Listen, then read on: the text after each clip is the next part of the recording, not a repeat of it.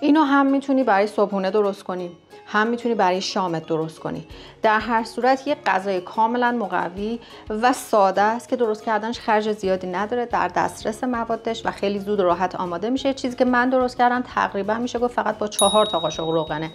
اما اگر شما بیاید توی این قالبی ها، یعنی توی این مایتابه های کوچیک نفری قالبی درست کنید، کمتر از 4 تا قاشق روغن هم استفاده میکنیم و در نهایت یک غذای خیلی عالی و سیر کننده است. عالی عالی.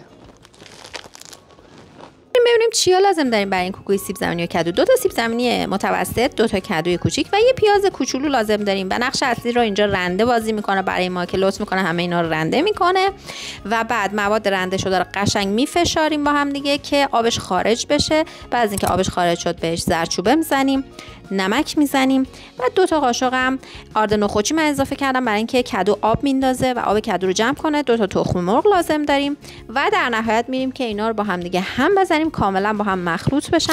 اینجا که مخلوط میکنید یه مقداری بازم کدو آب میندازه که اون دیگه قابل بخشش، اشکالی نداره و همش میزنیم و میریم سراغ ماهیتابه‌ای که گرم شده، توش روغن میریزیم و اینا رو به سبک قدیمی مامان بزرگ‌ها قاشقی میچینیم توی ماهیتابه و سبک میکنیم تا سرخ شن. البته یه راه بهتری هم وجود داره، این که از این ماهیتابه های نفری داشته باشین که فرم همبرگری میده به کدومون و خیلی خوشخوراکتر و بهتر و کم روغن‌تر برامون درست میشه. اینجا من تک نفرش هم درست کردم که ببینید چطوریه. اینجوری میشه تک نفره و اونا هم که قاشقی ریختیم اون مدلی و در نهایت میریم که اجرا کنیم بخوریمش.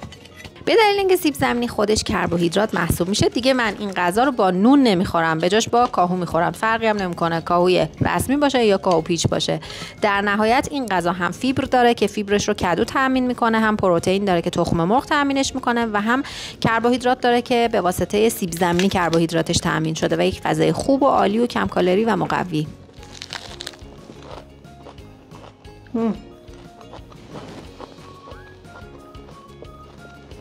هم پروتئین، هم کربوهیدرات، هم فیبر.